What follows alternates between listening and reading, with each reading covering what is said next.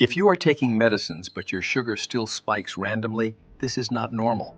Something very small is missing from your routine.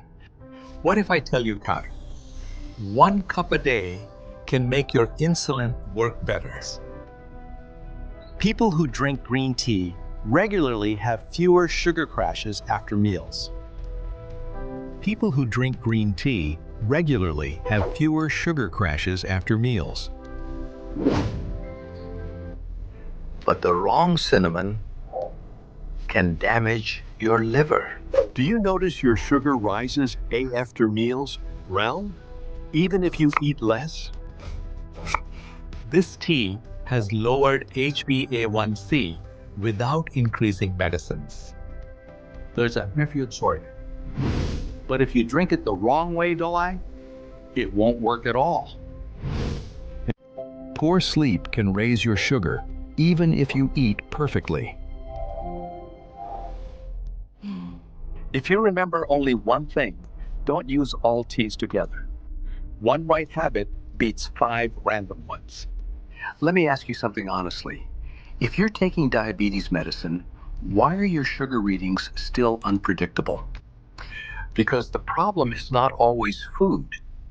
Sometimes it's what you drink every single day.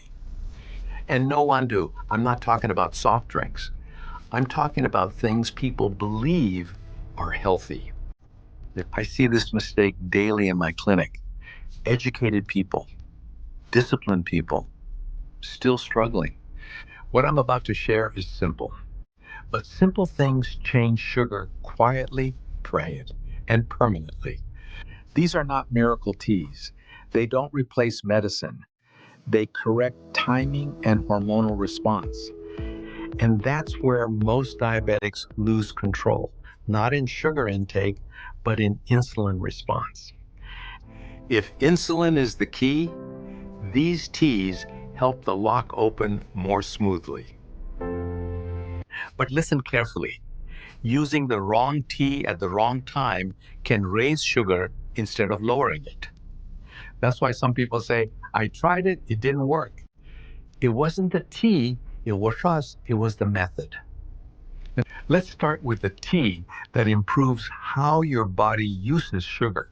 Sugar, not how much you eat. Green tea doesn't lower sugar instantly. It trains your cells to respond better. Patients who drink it correctly notice fewer crashes, fewer sudden spikes. But if you drink it empty stomach with acidity or fury, you'll quit it in 3 days. That's why half the internet advice fails. No context, no patient understanding. Now, let me talk about the sugar reading that frustrates people the most. Morning sugar. You sleep. You don't eat. Still is high. That's not food sugar. That's liver sugar.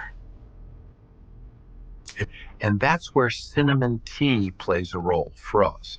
Not sweet cinnamon, medical cinnamon. One wrong type can harm your liver. One right type can improve fasting sugar. This difference is never explained on social media, but it decides results.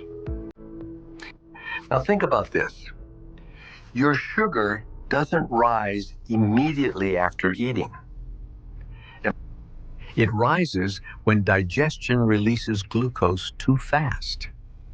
That's where ginger tea quietly helps Kelly, not by burning sugar so-in, but by slowing absorption.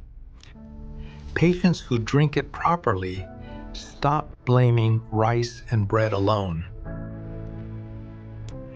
because digestion speed matters as much as food choice. And of course, Barberas. Now, I'll mention a tea most people ignore because it's cheap. Fenugreek doesn't taste good, but medicine doesn't need to. It works at the gut level, plates, where sugar enters your bloodstream. Used correctly, it improves long-term sugar markers. Used randomly, it does nothing. Now, here's what nobody connects with diabetes. Sleep. Poor sleep raises cortisol. Cortisol raises sugar. That's why some patients eat perfectly and still lose control. Chamomile doesn't lower sugar directly. It lowers the hormone that raises it. Better sleep, better morning readings. Now listen carefully. Do not use all these teas together. Choose one problem. Choose one solution. Because consistency beats everything.